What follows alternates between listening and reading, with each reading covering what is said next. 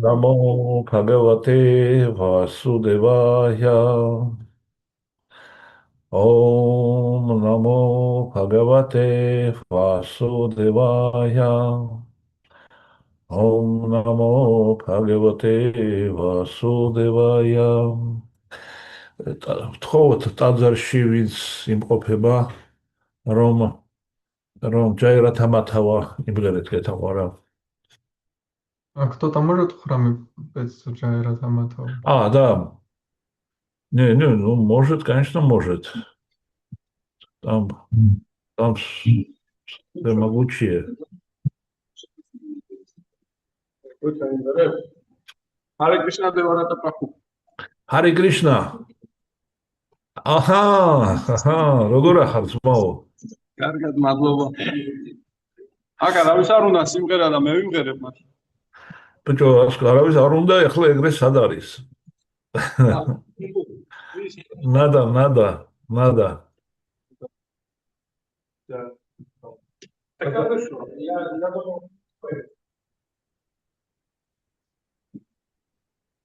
მე ვიმღერებო.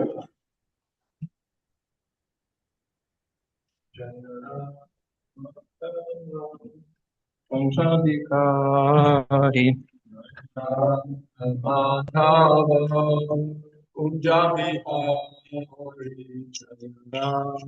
Madhava Kunjabihari Jaya Radha Madhava Kunjabihari Jaya Bhakti Janavava Girvaratari Jaya Gopi Janavara Girvaratari Yashodanandana Prajajanarandana Yashodanandana Prajajanarandana Yashodanandana Prajajanarandana Yashodanandana Prajajanarandana Tiranachari Yamuna Tiranachari Jaya Radha Madhava Kunjabihari Jaya Radha Madhava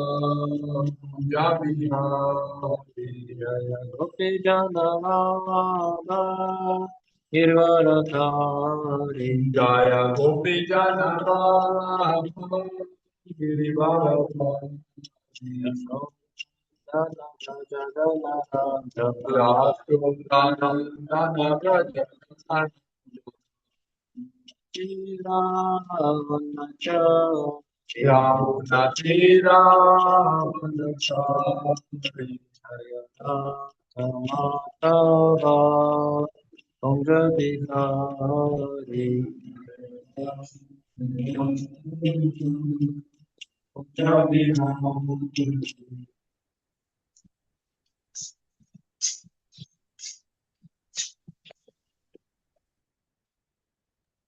Пару раз Харе Кришна не помешало бы. Харе Кришна, Кришна Кришна, Харе Харе, Харе Рама, Рама Рама, Харе Харе. Hare Krishna, Krishna, Krishna Krishna, Hare Hare, Hare Rama, Rama Rama, Hare Hare. Hare Krishna, Krishna Krishna, Hare Hare, Hare Rama, Rama Rama, Hare Hare. Hare Krishna, Krishna Krishna, Hare Hare, Hare Rama, Rama Hare Krishna, Krishna Krishna, Hare Hare, Hare Rama, Rama Rama, Hare Hare. Hare Krishna, Krishna Krishna, Hare Hare,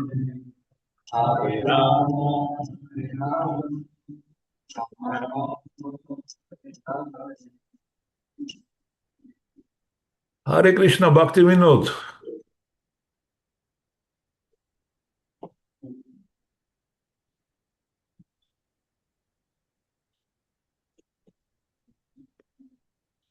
როგორც ხედავ, დედიკოს გვერდზე ხარ და მომიკითხე, დედა.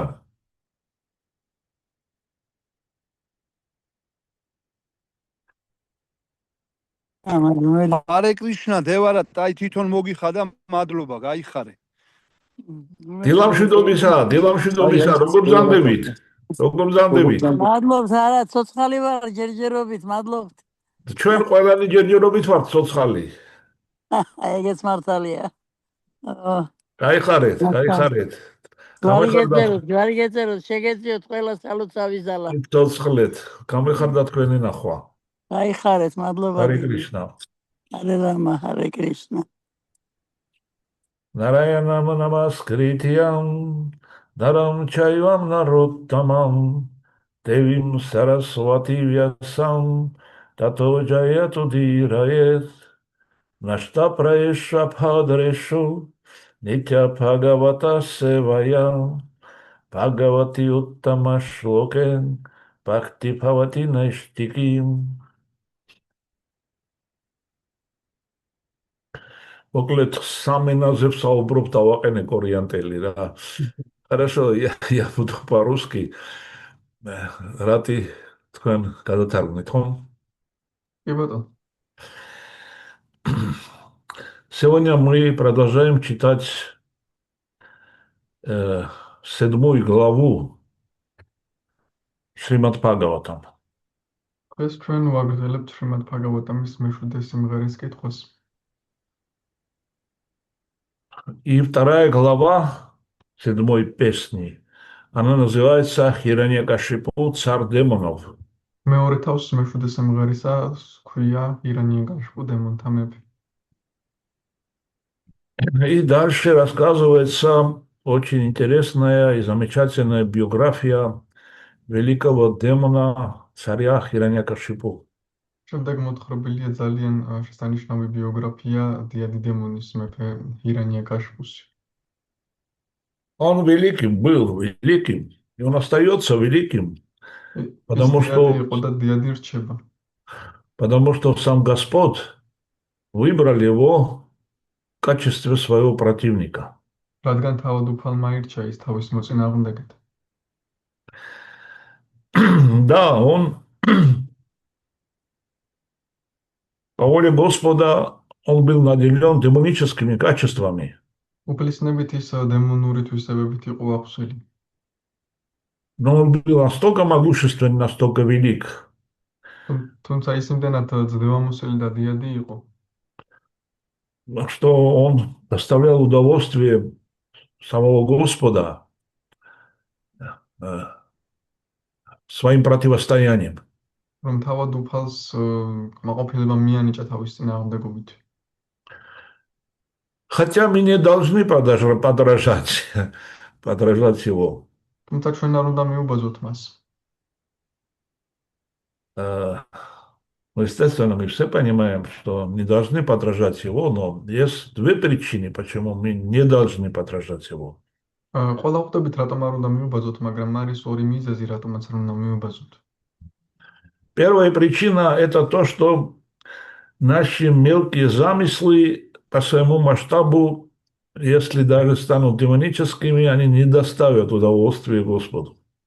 პირველი ის არის, რომ ჩვენ ძალიან პატარა ჩანაფიქრები გვაქვს და თუნდაც დემონური იყოს, ეს უფალს არ მიანიჭებს კმაყოფილებას.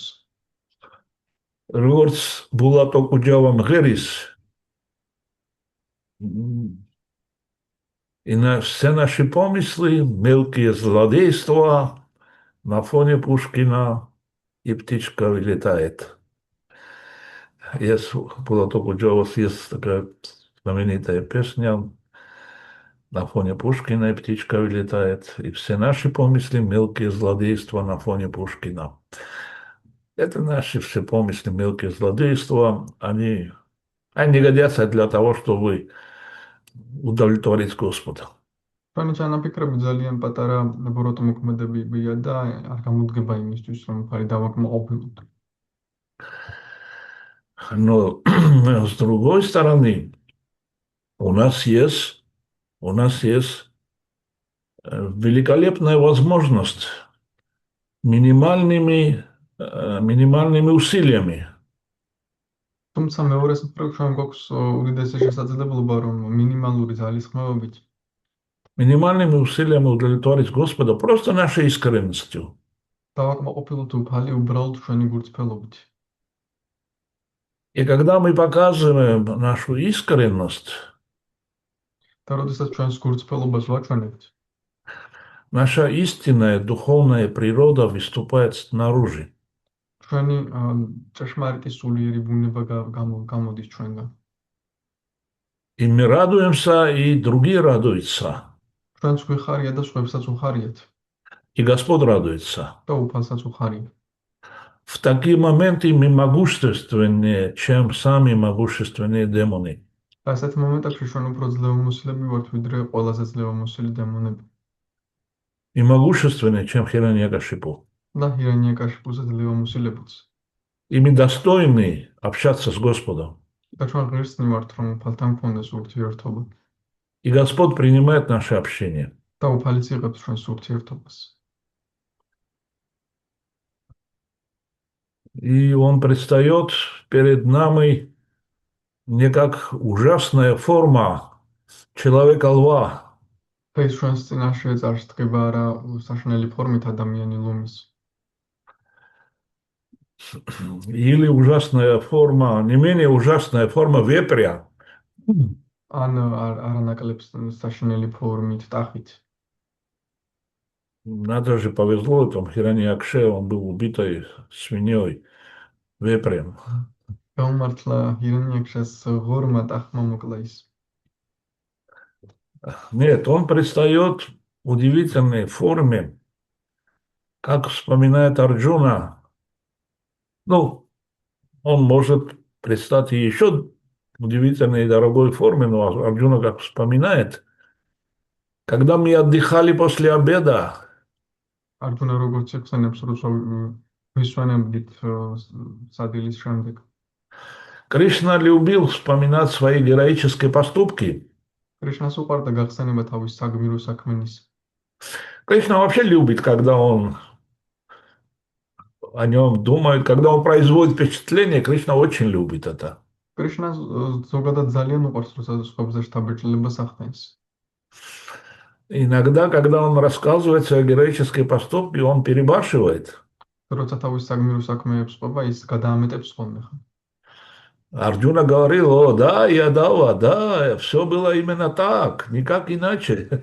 არჯუნა ეუბნება, კი იადავა, კი ზუსტად ასე იყო. И Кришна это принимал, კრიშნა ამას იღებდა, эти дружеские шутки. ამ მეგობრულ ხუმრობებს. Он относился как брат к брату, ძმასავით უყურებდა ის, как отец к сыну. როგორც მამაშვილს.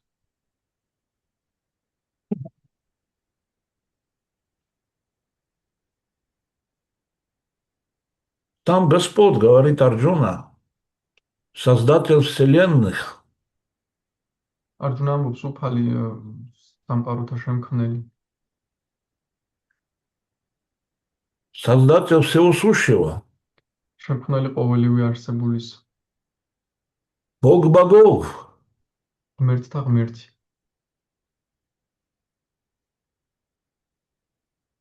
Принимал мои шутки и отзывался на мою дерзость как друг. იღებდა ჩემს ხუმრობებს და ჩემს შედავხედეებს მეგობარივით ამქვამდა.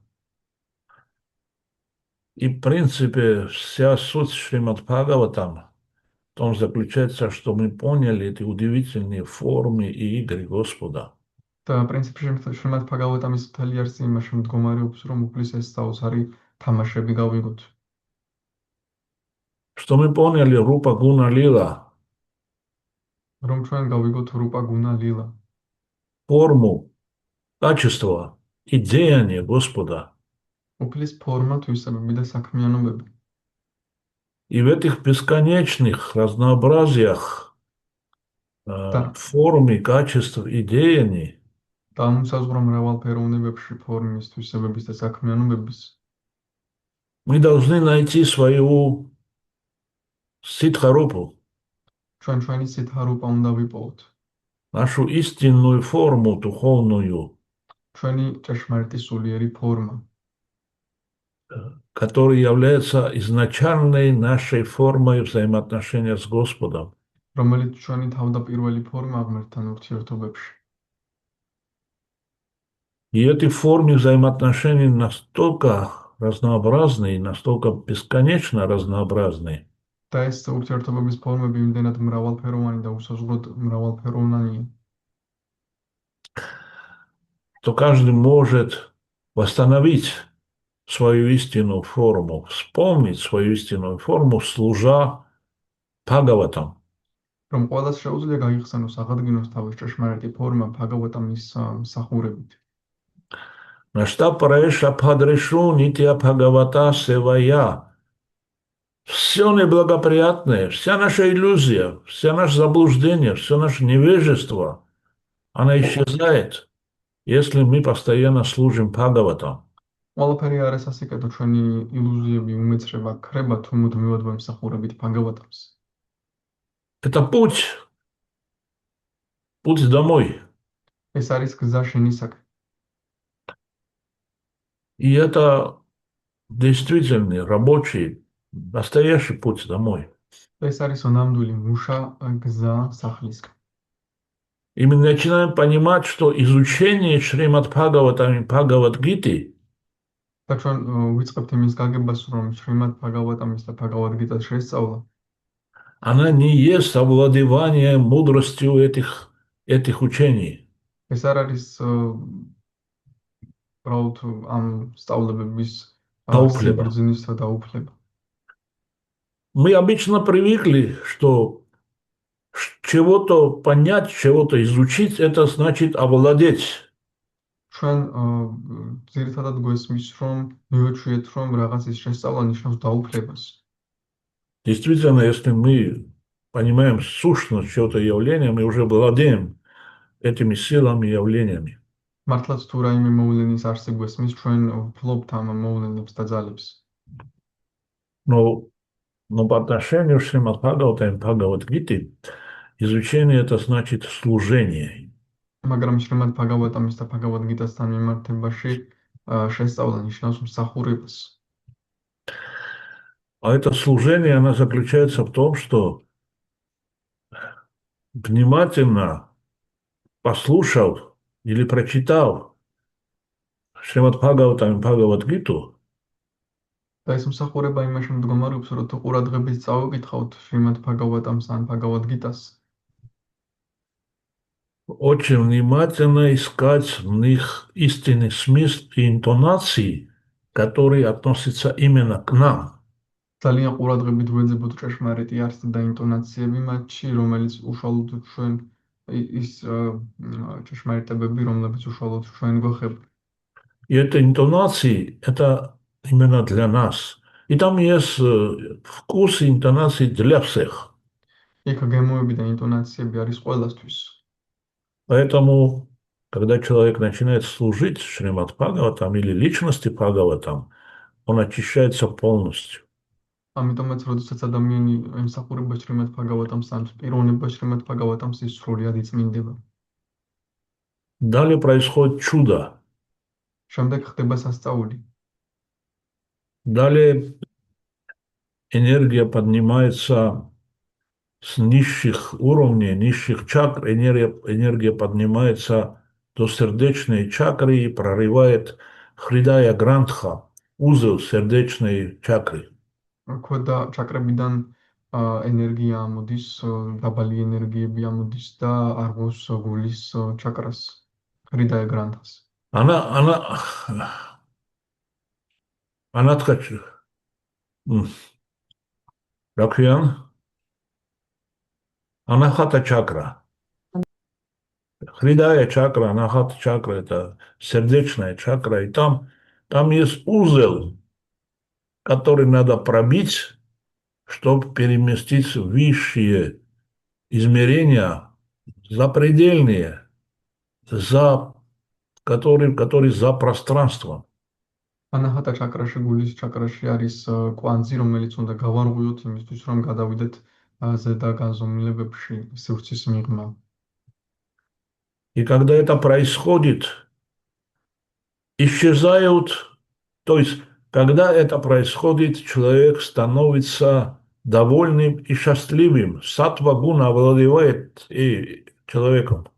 როცა ეს ხდება, ადამიანი ბედნიერი და კმაყოფილი ხდება, სატვაგუნა ეუფლება მას.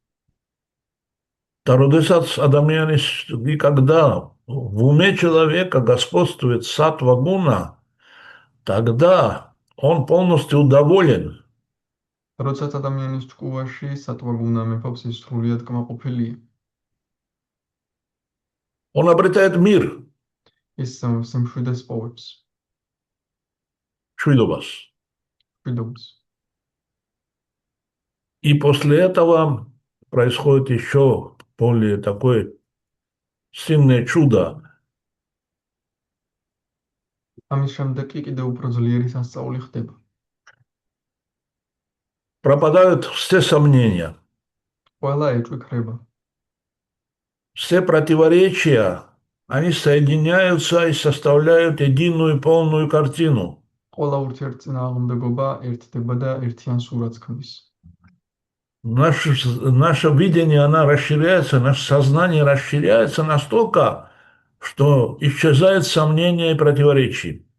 ჩვენი ცნობიერება იმდენად ფართოვდება, რომ ეჭვები და ურთიერთწინააღმდეგობები ქრება. И после этого взрывается все наше прошлое. ამის შემდეგ კი მთელი ჩვენი წარსული პეთქდება. Сжигается вся карма наша. მთელი ჩვენი კარმა იწვება И мы заново рождаемся в духе. და კი თავიდან ვიბადებით სულში.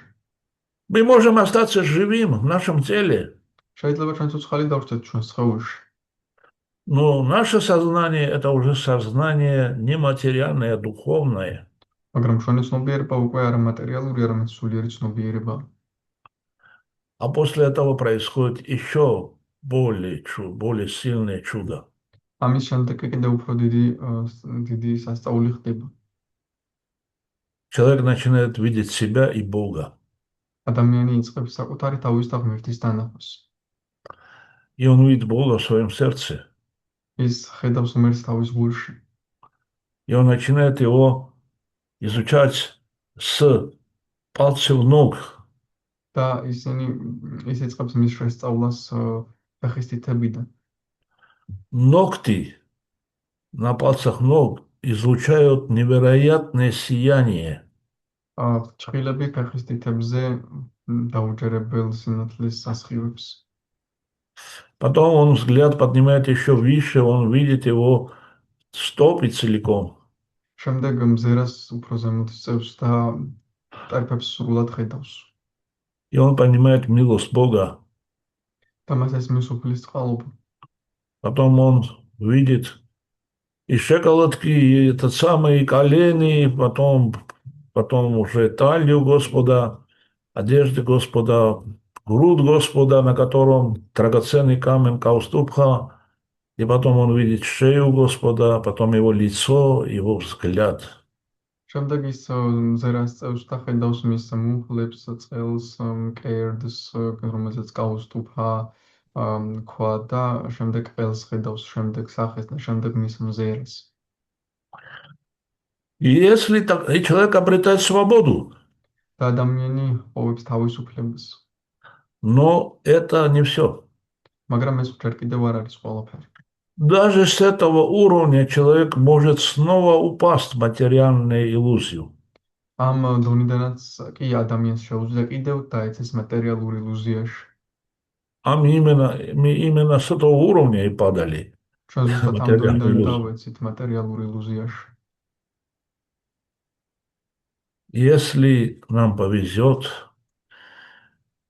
и мы слушали, изучали и служили Шримад Бхагаватам, თუ ჩვენ გაგვიმართლებს და ჩვენ შევისწავლეთ და ვემსახურეთ შრიმად ბჰაგავატამს,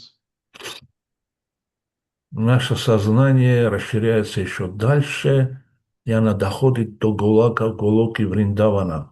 ჩვენი ცნობიერება კიდევ უფრო ფართოვდება და ის გოლუკა ვრინდავანამდე მიდის. И человек после величия Господа ощущает его сладость. და ადამიანი უფლის სიდიადის შემდეგ მის სიტკბოებას გრძნობს. С этого уровня никто никогда не падает. ამ დონიდან უკვე აღარავინ არასდროს ეცემა. Чакра Господа Нараяны, чакра Параматмы, вот Параматма стоит на лотосе, и он держит свои 4 атрибута, одна из них чакра. პარამატმა ლოტოსზე დგას და 4 ატრიბუტი აქვს, ერთ-ერთი მათგანი ჩაკრაა. Чакра – самое могущественное оружие Господа. ჩაკრა უფლის ყველაზე ძლევამოსილი იარაღია. Но есть внутри нас, в нашем сердце, анархи, которого чакра не может победить. მაგრამ ჩვენს გულში არის ანართები, რომელსაც ჩაკრა ვერ დაამარცხებს. Тогда чакра должен уничтожить нас целиком. მაშინ ჩაკრა მთლიანად უნდა გაგვანადგუროს.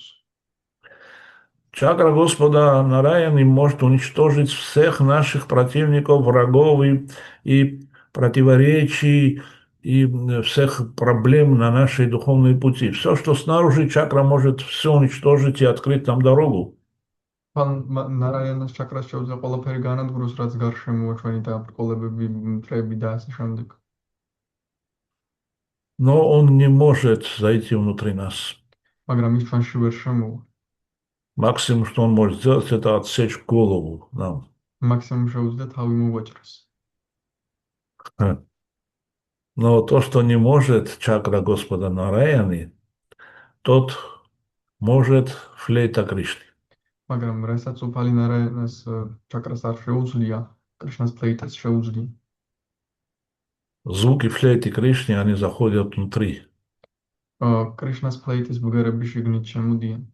Они заходят в наше сердце, ჩვენს გულში შემოდიან. в наше духовное сердце. И там окончательно уничтожают все 6 врагов. ჩვენს სულიერ გულში შემოდიან და იქ საბოლოოდ ანადგურებენ ყველა 6 მტერს. Кама, Кротха, Лобха, Моха, Мада, Мацария.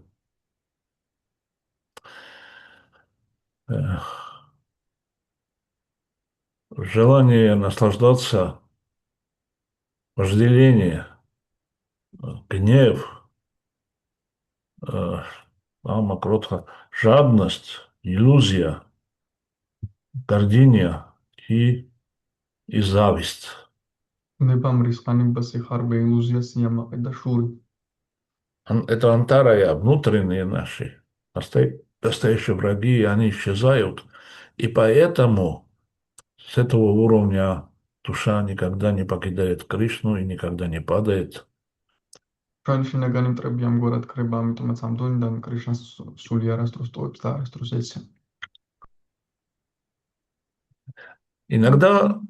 Иногда не спускается материальное сознание, ну так называемый материальный мир. ზოგჯერ ისაშოვა მატერიალურ ცნობიერებაში, ეგრეთ წოდებულ მატერიალურ სამყაროში. Они это делают или по указанию Кришны, ისინი ამას აკეთებენ ან კრიშნას მითითებით, или же потому, что они видят желание Кришны и даже без его согласия тайно уходят от того, чтобы спасти живых существ в материальном мире. ან ხედავენ კრიშნას სურვილს და მისი თანხმობის გარეშე ფარულად მიდიან ცოცხალი არსების გადასარჩენად მატერიალურ სამყაროში. Даже до того, как Кришна им прикажет, даже не говоря Кришне, они вот прямо бросаются, как в океан, чтобы спасать души. კრიშნა მანამ კრიშნას რომ არ უთხრა, სანამ კრიშნა იტყვის, თვითონ ემოდიან სულების გადასარჩენად. Вот таковы результаты изучения Шримад Бхагаватам, служения Шримад Бхагаватам. ასეთია შრიმად ბჰაგავატამის შესწავლის დამსახურების შედეგები. И давайте мы сейчас непосредственно этим займемся, мы прочтем стих. ახლა კი უშუალოდ ამით დავკავდეთ ლექსი წავიკითხოთ. Это 40 стих მე-40 ლექსი, 2 главы, მეორე თავის. Так, в голове. Сейчас.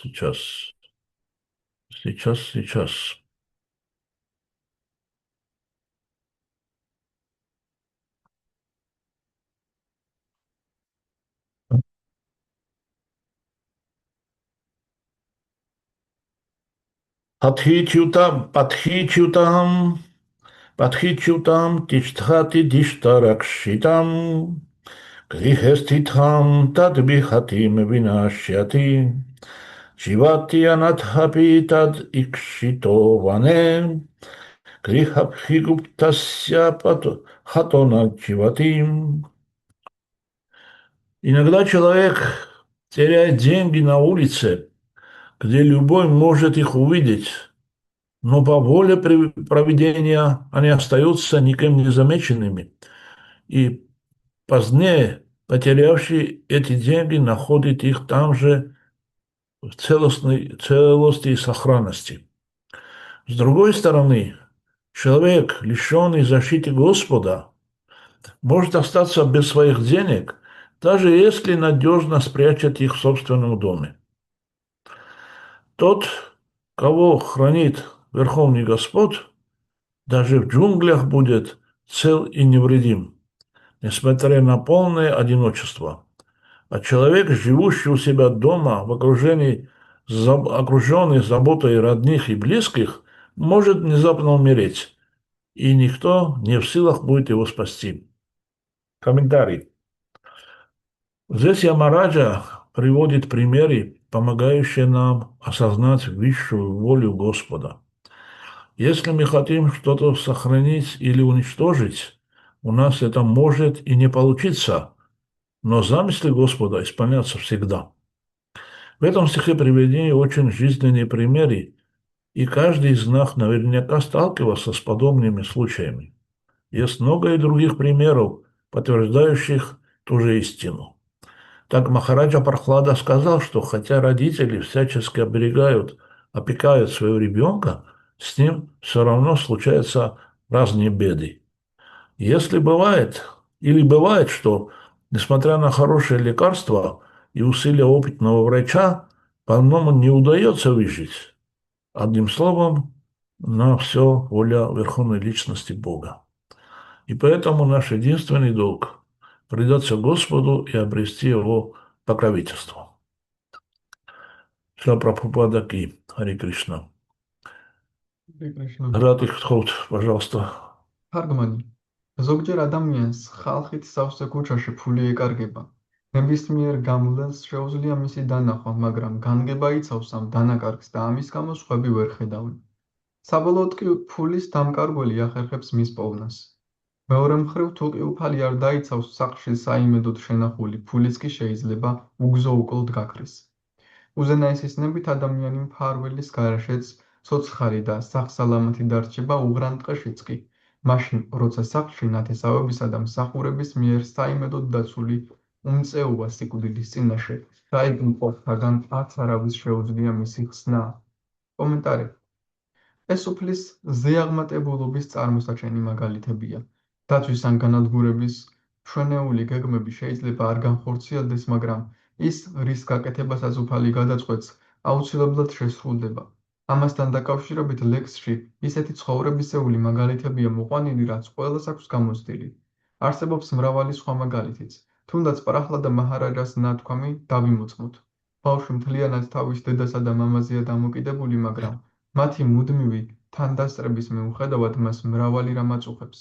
ზოგჯერ პატარა პაციენტი იღუპება მიუხედავად კარგი წამლისა და გამოცდილი ექიმის დახმარებისა. ამიტომ ვინაიდან ყველაფერი ღმრთების უზენაესი პიროვნების ნებაზეა დამოკიდებული, ჩვენი ერთადერთი მოვალეობაა მივენდოთ მას და შევევედროთ დაგვიფაროს. ჰარი კრიშნა. Хари Кришна.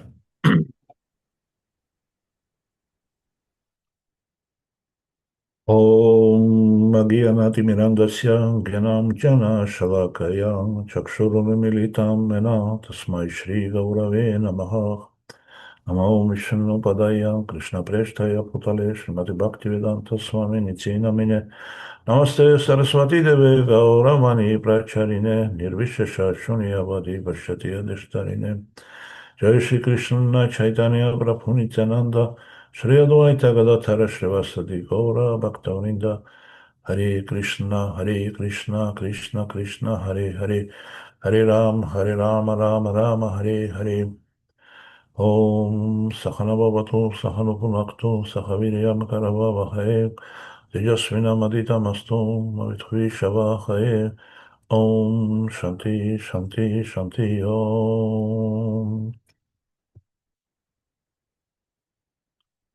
Adhichutam Tishtati Dishta Rakshitam Grihestitam Tativihatam Vinashyati Jivati Anathapi Tathikshitavane Grihapiputam Asya Hatona Jivati. В общем, сценарий такова или таков, сценарий таков. Значит, Хираньякашипу произносит свою знаменитую речь на похоронах своего брата. სცენარი ასეთია ჰირანიაკაშიპუ წარმოთქვამს თავის ცნობილ სიტყვას თავისი ძმის დასაფლავებაში. И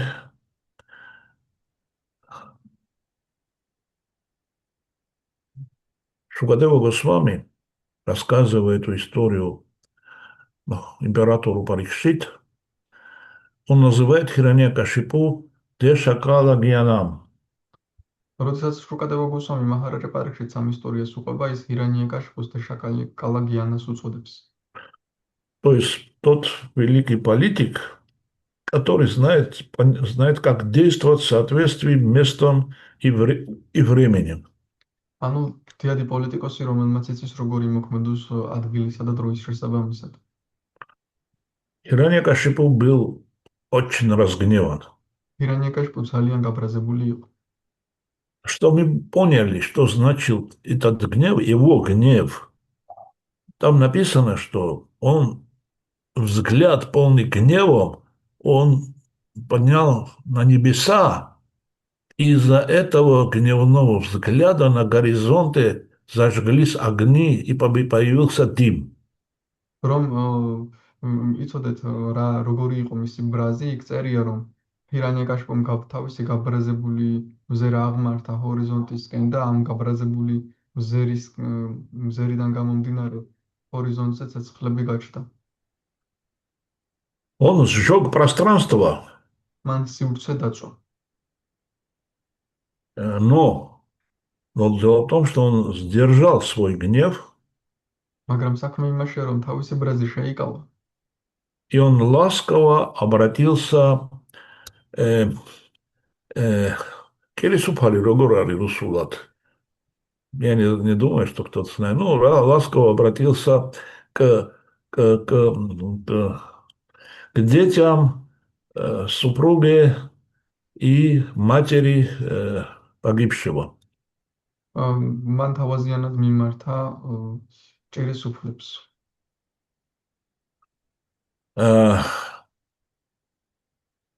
Из этого мы хорошо должны знать одно очень серьезное качество демонической природы. აქედან გამომდინარე, ჩვენ კარგად უნდა ვიცოდეთ ერთი ძალიან სერიოზული თვისება დემონური ბუნების.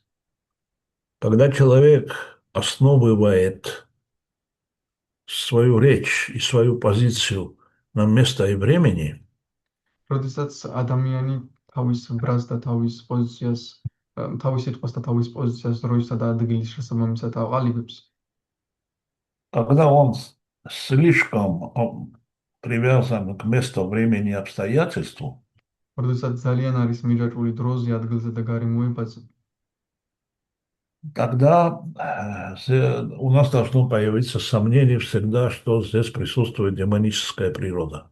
მაშინ ყოველთვის უნდა გამოჩნდეს ეჭვი, რომ აქ დემონური ბუნებაა. Нам говорят, что научитесь действовать в соответствии с местом, временем и обстоятельством. ჩვენ გვეუბნებიან, ისწავლეთ მოქმედება დროის, ადგილის და გარემოების მიხედვით. Да, мы должны учиться этому, мы должны соблюдать в принципе и вообще действовать должны в соответствии с местом. Ну, хотя, в принципе, надо всегда соблюдать, независимо от места, времени, обстоятельств, но мы должны научиться действовать в соответствии с местным временем и обстоятельствам. და ეს სწორია, ჩვენ უნდა ვისწავლოთ მოქმედება დროის ადგილის და გარემოების შესაბამისად. Но мы не должны все это использовать для того, чтобы воспроизвести, то есть, чтобы оказать влияние на другие люди и, и, и реализовать свои скрытые мотивы. მაგრამ ეს არ უნდა გავაკეთოთ იმისთვის, რომ სხვა ადამიანებზე გავლენა მოვახდინოთ და ჩვენი ფარული მოტივების რეალიზება გავაკეთოთ.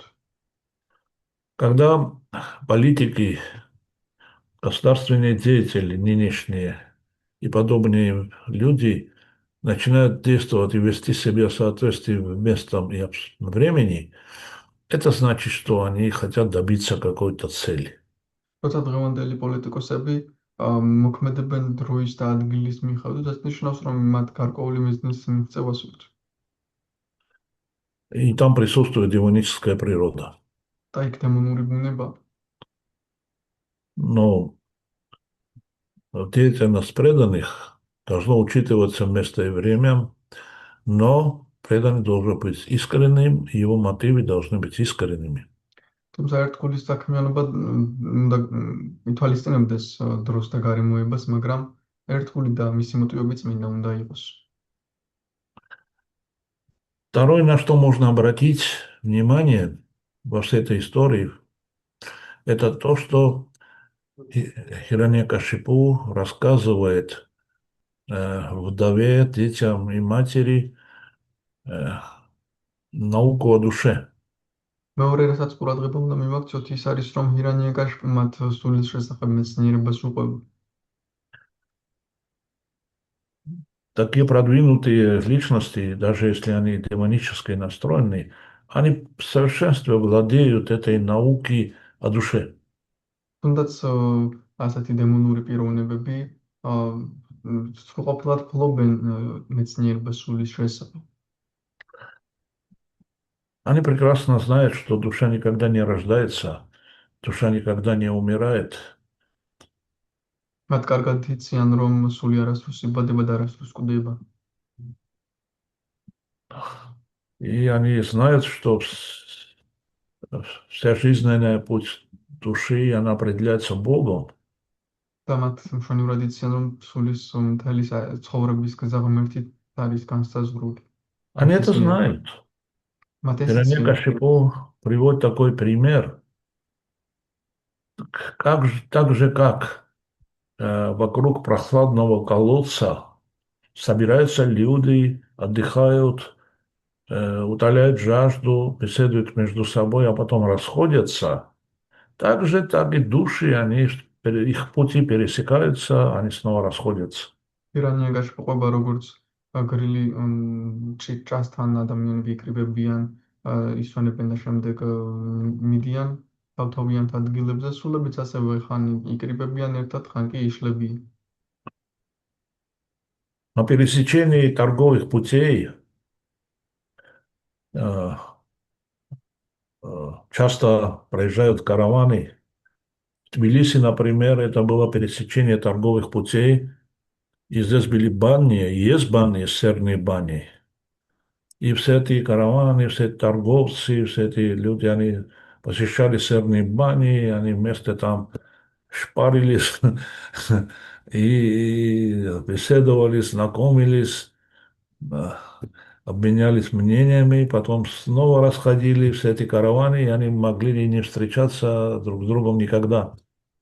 სავაჭრო გზებზე ქარავნები გადაიკვეთებიან ხოლმე, მაგალითად თბილისში გოგირდის საბანოებთან გადაიკვეთებოდნენ ხოლმე, ერთად შეიკრიბებოდნენ, ისვენებდნენ, საუბრობდნენ, შემდეგ კი ისევ შორდებოდნენ ერთმანეთს და შეიძლება აღარასდროს შეხვედრილიყვნენ. ასევე უდაბნოში, სადაც ოაზისი და ჭები იყო, იქ გადიოდა საქარავნე გზები. რუსულადაც რომ თქვათ, также в пустыне, там, где оазисы, и там, где были прохладная вода и колодцы, там же пересекались торговые пути, и также собирались, там люди пересекались, сходились, расходились. И вот Хираньякашипу и сравнивает жизненный путь души именно с такими пересечениями, что вот мой брат был твоим супругом, твоим отцом, твоим сыном, но он не погиб. Потом он, может быть, и не встретится с ним, может встретится, но, в общем, не важно. ირანიკაშიც ამას ადარებდა ამ ყველაფერს სულების გადაკვეთას, რომ შენი ქმარი შვილი, ეხლა შენი შვილი იყო, მაგრამ ის არ მომკვდარა, ის მუდამ იქნება და შეხვდებით თუ არ შეხვდებით, ის ცოცხალი დარჩება, მას არ აქვს მნიშვნელობა. Это ყველაფერი, это все воля высшего провидения. ეს ყველაფერი უმაღლესი განგების ნება. Отличительная черта демонов заключается в том, что они понимают учение о душе, они понимают, что есть высшее провидение, что есть высшая воля, что есть Бог, но они не следуют своему знанию. Они это вспоминают, когда им нужно, для того, чтобы других убедить. დემონებს ახასიათებთ ის, რომ მანიციან, რომ არსებობს განგება, არსებობს სული მარადიულია ყველა ღმერთის მორჩილება, მაგრამ ისინი ამას არ მოყვებიან, ისინი ამას იმ დროს იხსენებენ, როდესაც სჭირდებათ, რომ სხვები დაარწმუნონ ამაში. А относительно Бога у них есть особое мнение. და ღმერთთან მიმართებაში განსაკუთრებული აზრი აქვთ. Они считают, что Он стал Богом. ისინი თვლიან, რომ ის ღმერთი გახდა. И любой может стать Богом, если хорошо будет себя вести. და ნებისმიერ შეუძლია ღმერთი გახდეს, თუ კარგად მოიქცე. Если он будет тренироваться, совершать аскезы и так далее, тогда любая душа может стать Богом, то есть занять управляющую позицию среди всех душ. თუ ის ივარჯიშებს ასკეზებს შეასრულებს და ასე შემდეგ, მაშინ ნებისმიერ სულს შეუძლია გახდეს ღმერთი, ანუ მმართველი პოზიცია დაიკავოს სხვადასხვა სულის მიმართ. Для них совершенно непонятно, демонический ум не может постичь. დემონური Просто დროისთვის სულიად გაუგებარია მარტივი ჭეშმარიტება. Такую истину, как что Господь, Он вечен, что это единственная реальность, что все в Боге и Бог во всем, и что мы все части Господа, и все вообще части Господа, и кроме Господа ничего и нету. Живое существо, находящееся в теле, очень сложно ему это постичь. ძალიან რთულია მათთვის გაგება იმისა, რომ უფალი არის ყველაფერი, ჩვენ მისი ნაწილები ვართ. ყველაფერი მისი ნაწილია და მის გარდა არაფერი არსებობს. ძალიან რთულია განპირობებული სულისთვის ამის გაგება. А для демонов тем более. დემონებისთვის მით უმეტეს. А когда душа освобождается и возвращается домой к Богу, тогда эти вопросы ему вообще не волнуют. ხოლო მაშინ, როდესაც სული თავისუფლდება და ღმერთთან ბრუნდება, მაშინ ეს საკითხები საერთოდ აღარ აღელვებს მას. Для него естественным образом открывается вся полнота Бога. მისთვის მას ბუნებრივად ეხსნება ღმერთის მთელი სისხლი. Как сладость, как როგორც нескончаемая радость, как вечно нарастающее счастье. როგორც მარად მზარდი უსასრულო ნეტარება და სიხარული.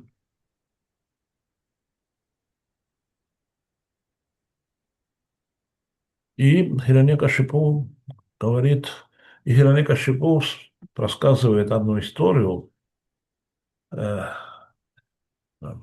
этой вдове, там, сыновьями и матери погибшего. Это история о царе Суяги, который погиб на поле боя. ირანიკაში უყვება მათ ისტორიას მეფე სუიაგიაზე, რომელიც ბრძოლის ძველზე მოკვდა.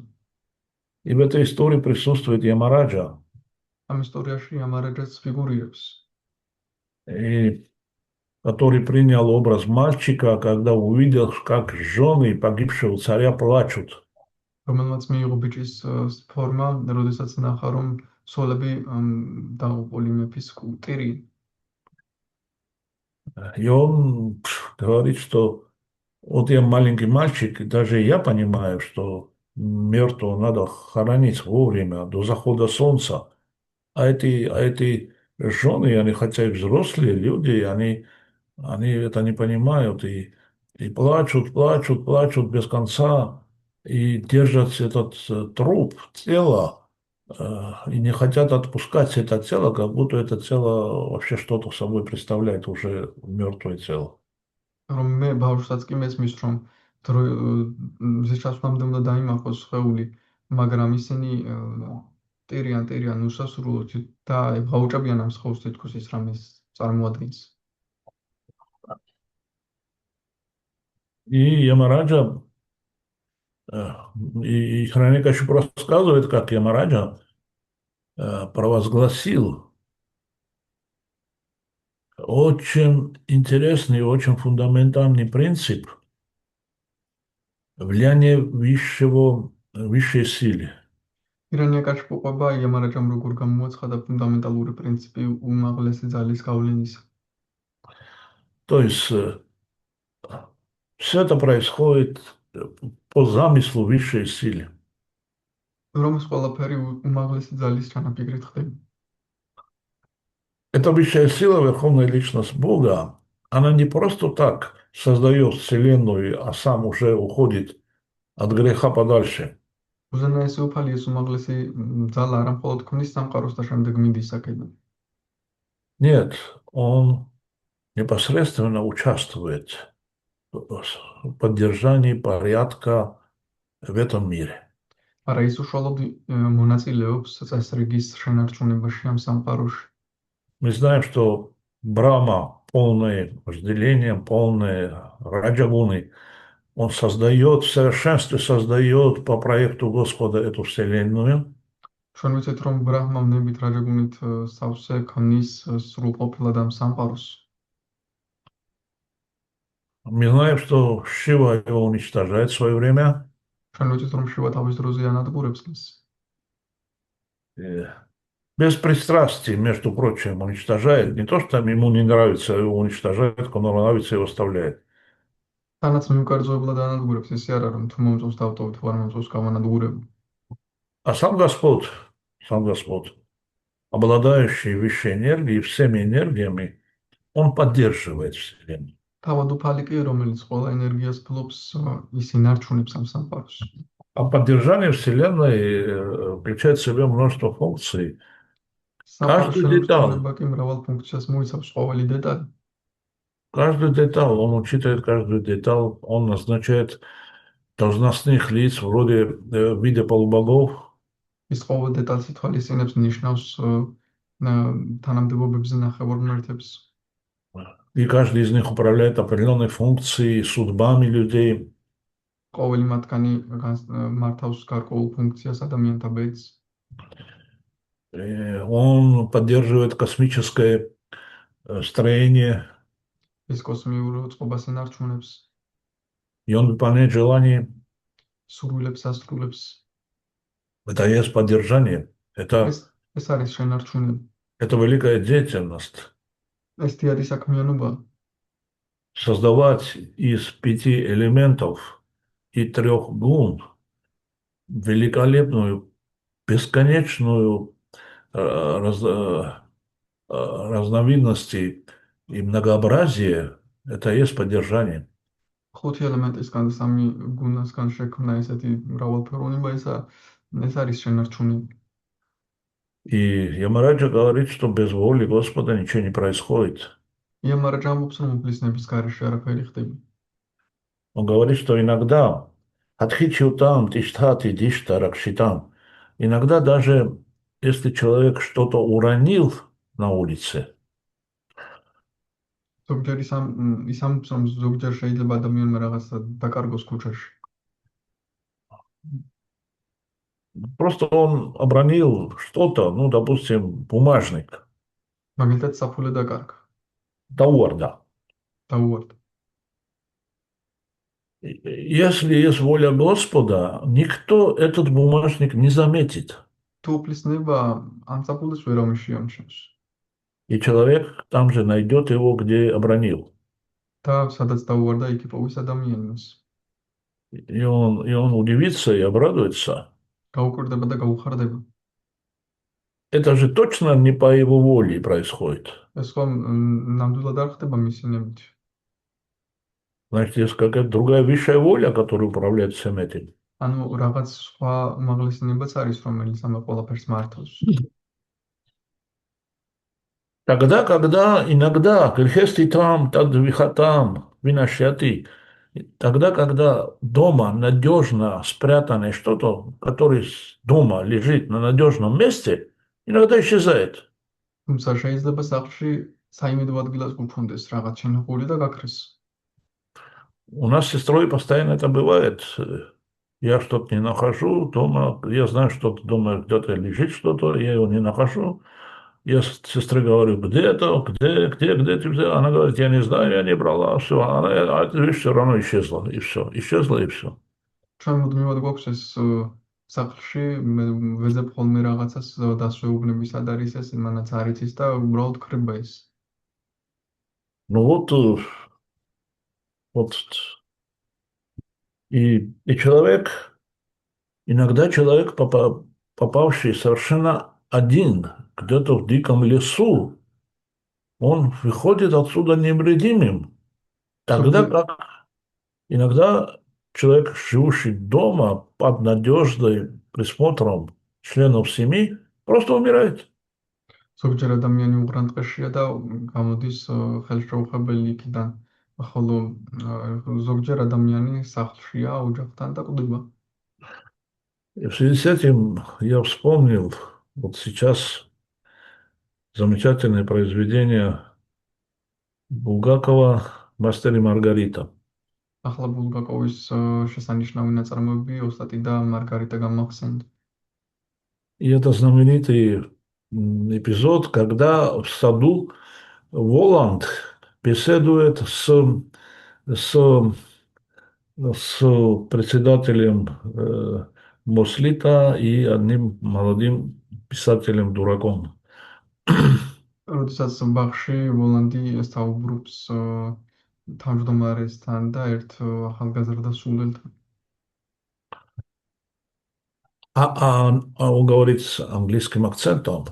А нежели Бога нет, тогда кто управляет судьбой человека? თუ ღმერთი არ არის, მაშინ ვინ მართავს ადამიანთა ბედს ამბობს. И этот писатель, сам человек управляет. По-советскому. Сам человек управляет. Ну вот, видите, сам человек управляет. О, извольте, как человек может управлять своей собственной судьбой, когда для управления необходим какой определенный план на достаточно длинный срок, например, лет на 1000. თვითონ ადამიანი როგორ მართავს, როცა მმართველობისთვის საჭიროა დიდი ვადა, მაგალითად 1000 წელი. И вот если он начинает управлять и входит во вкус, вдруг у него обнаруживается саркома легких. და როდესაც იწყებს მართვას და გემოს გრძნობს ამაში უცბად ფილტვების რა უჩნდება? Саркома. სარკომა უჩნდება. Он обеспокоенный ходит к врачам, а потом и гадалкам. აღელვებული შემდეგ მკითხაობთანაც. И ничего все равно не получается. И тот, кто управлял со всеми, оказывается неподвижно лежащий в деревянном гробу. და არაფერი გამოსდის და ის ვინც ყველას მართავდა, აღმოჩნდება უძრავად ხის უბოში.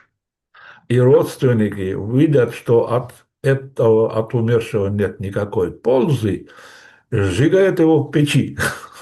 რადგან ნათესავები ხედავენ რა რომ არანაირი სარგებელი არ აქვს ამ მკვდარს, მას წვავენ ღუმელში. Неужели вы хотите сказать, что он сам с собой так управился? და ნუ თუ თქვენ გინდათ თქვათ რომ თვითონ მართა ასე თავის თავ. Или человек захочет поехать в Кисловодск, но не может. Ну, это уже глубокая мистика. ან ადამიანს უნდა რომ კისლავოდში წავიდეს, მაგრამ არ შეუძლია. Ну вот Ямараджа указывает на высшую волю, и нет смысла, находясь в колеях высшей воли, закона Бога. ამგვარად იამარაჯა უმაღლეს ნებაზე მიუთითებს და აზრი არ აქვს რას? Нет смысла противиться высшей воле. რომ შევეწინააღმდეგოთ ამ უმაღლეს ნებას. Мы сами сделали выбор. ჩვენით გავაკეთეთ არჩევანი.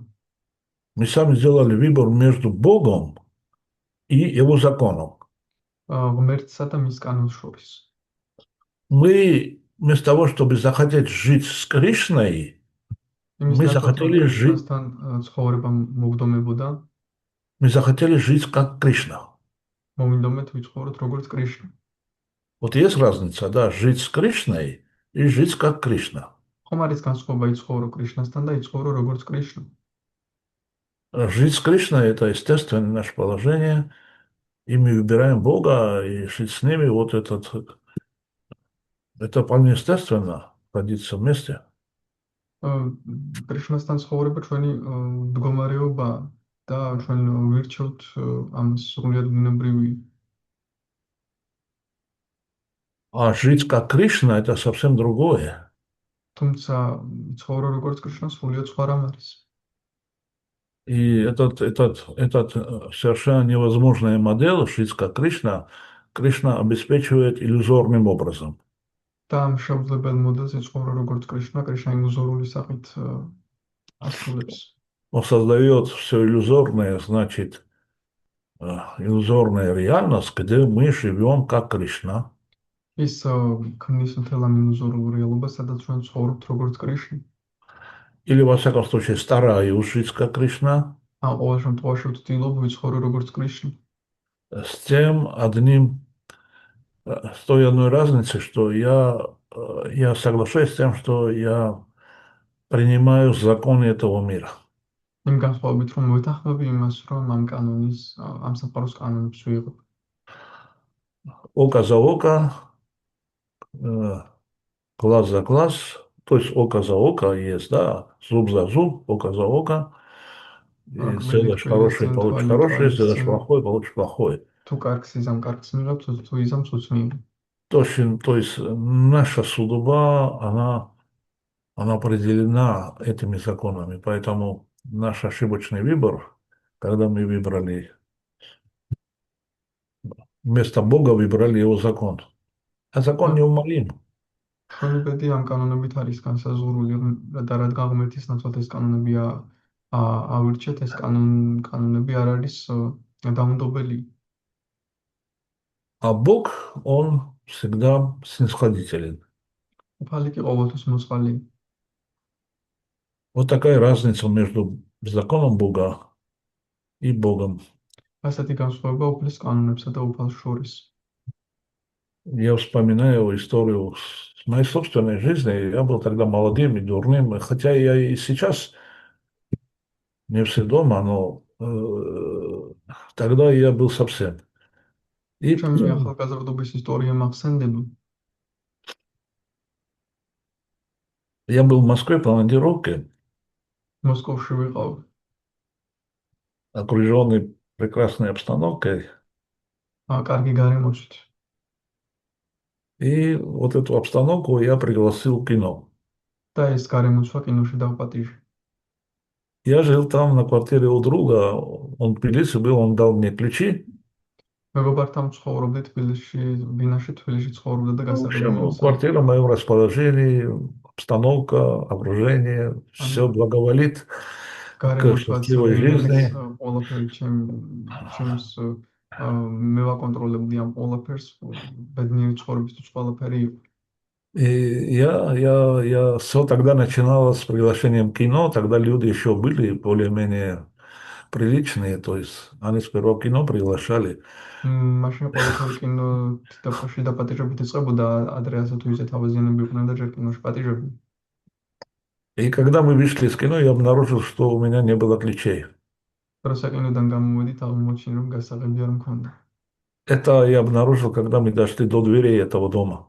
ეს მაშინ აღმოჩინე, რომ Это квартира. გარებთან მივედით ამ ბინის. Ну, в общем, я был в шоке. Я проводил ее до гостиницы, или до... Она была в командировке тоже, до гостиницы. შოკში ვიყავი А ის сам, მივაცილე სასტუმრომდე მე თვითონ კი. а сам я упал в состояние очень нехорошее, потому что я в чужом городе, нет крыши над головой, ключи я потерял, в квартиру не могу попасть. მე კი Но ძალიან ну, ცუდ я не მდგომარეობაში знал, ვარ, что იმიტომ რომ делать. უცხო ქალაქში ვარ, გასაღებს რო ვერ ყოფილობ, არ ვიცოდი რა გამეკეთებინა. Но почему-то у меня родилась уверенность, что эти ключи я потерял в кинотеатре. Именно в кино, в зале. რატომღაც რატომღაც მე გამიჩნდა რწმენა, რომ ეს გასაღები ზუსტად კინოთეატრში დავკარგე. И кинулся я к кинотеатру, там за это время уже еще следующий сеанс уже прошел.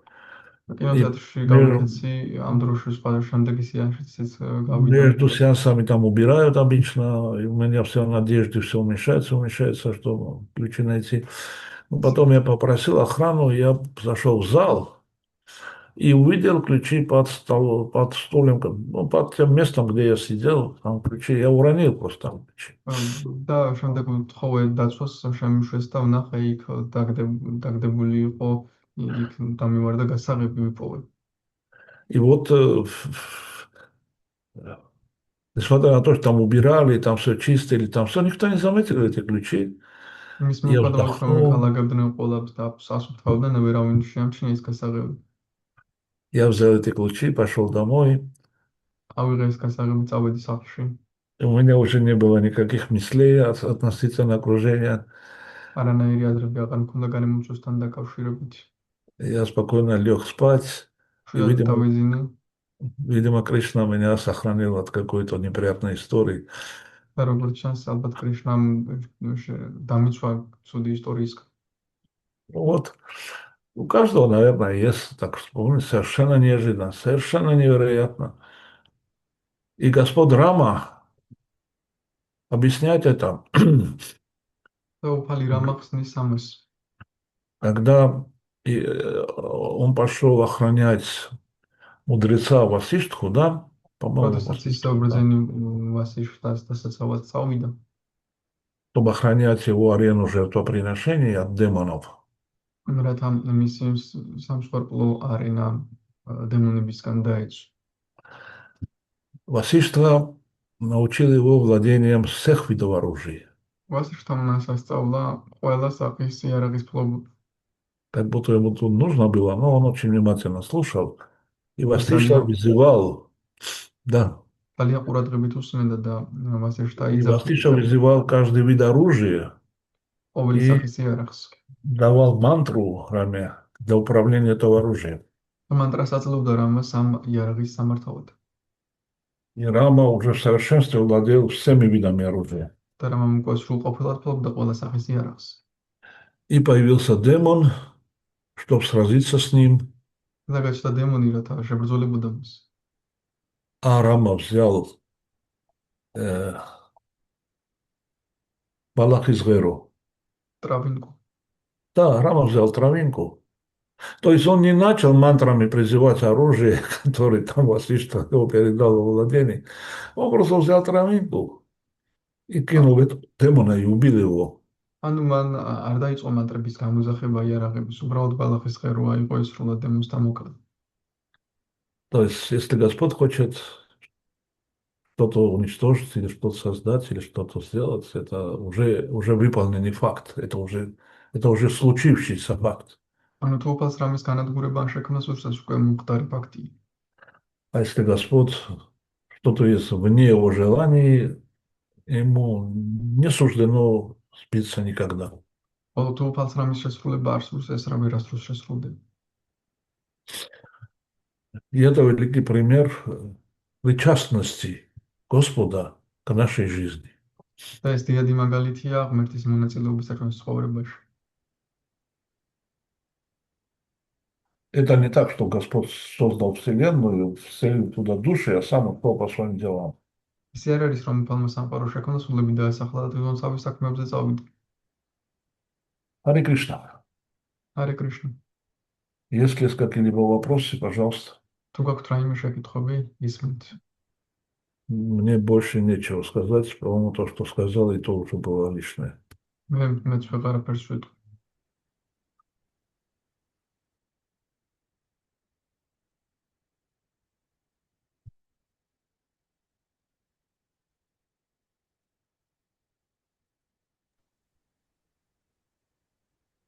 Константин поднял руку, но потом передумал и почесал затылок. Но зато Шиби вот на месте. Это Харе Кришна, Деварададжи Кидерхел. Хари Кришна, дорогой. Как вот в начальной лекции вы сказали, что уже когда мы вернемся на Голоку Вриндавана, мы уже никогда оттуда не вернемся назад. Но как понять, что у нас остается свободная воля выбора? Или мы теряем ее там, когда попадаем туда? Уже все, мы уже не можем никак пасть опять. У нас есть всегда свободная воля выбора, но у нас нет свободы его использовать. Понимаете, мы части единого целого, и наша судьба быть частью. Наша судьба быть частью. Мы не можем стать целым, мы не можем стать другим. Мы часть. Этому надо привыкать, этого надо оплакивать и так далее, что мы не боги, а мы части. Это исходная точка. Раз мы части, мы подвержены желанию быть частью целого. И это целое может быть низшая иллюзия или высшая иллюзия. Мы не можем просто так, мы должны быть частью чего-то, это наша внутренняя двигающая сила. И если мы становимся, значит, частью низшей иллюзии, то мы вот живем как так и есть.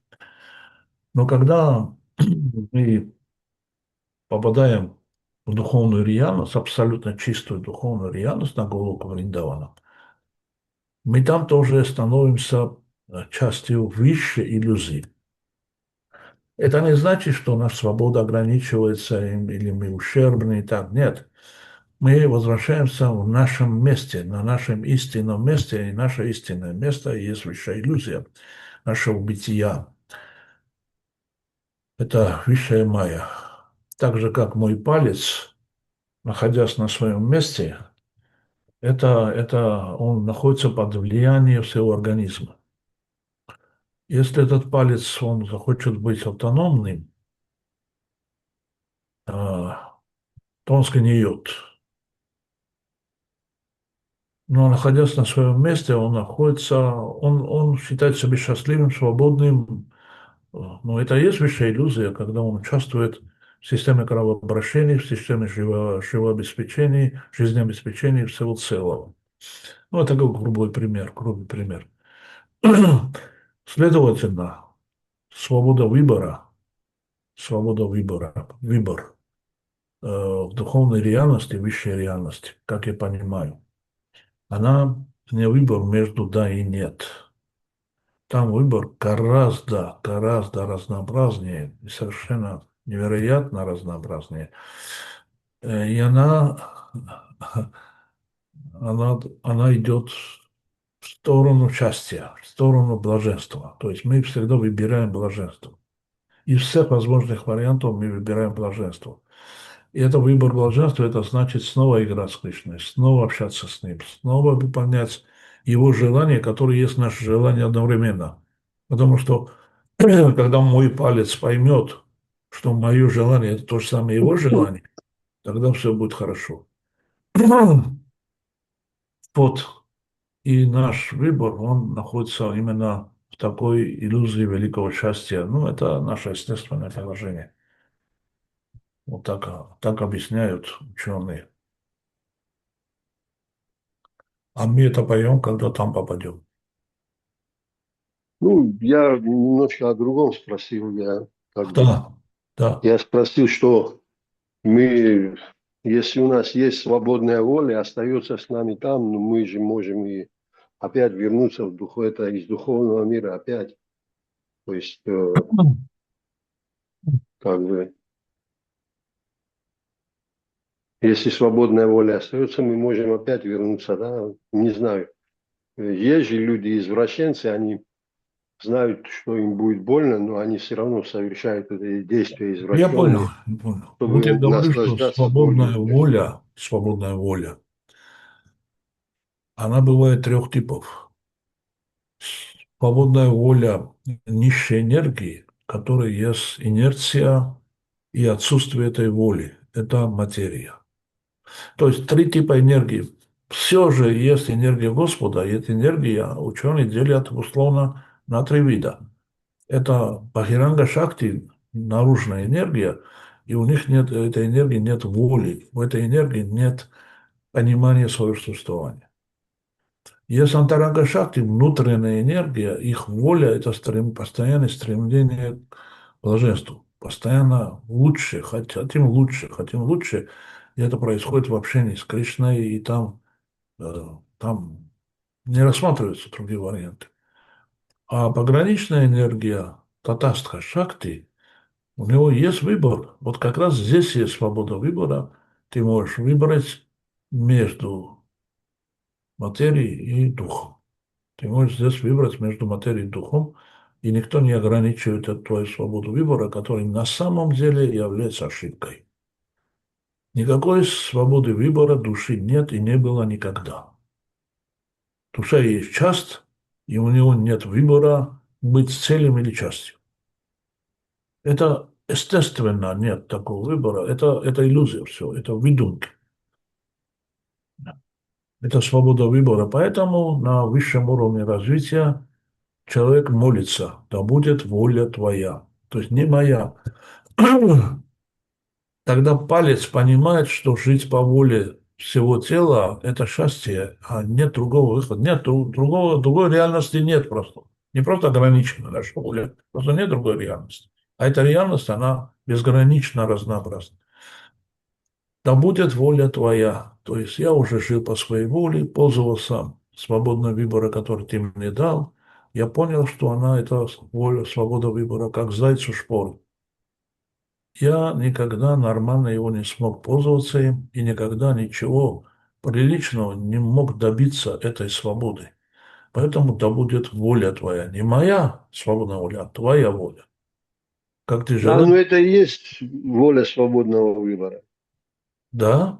Да, это мы выбираем уже то, что мы хотим с Кришной быть. Но также мы можем опять Нет, мы не выбрать. выбираем, а мы признаем, реальность Да, признаем. это все равно вы И свободная это ваша воля. выбор, или быть дураком, или признать реальность. Сейчас, ну, Да. да, Но действительно. дело вот в чем.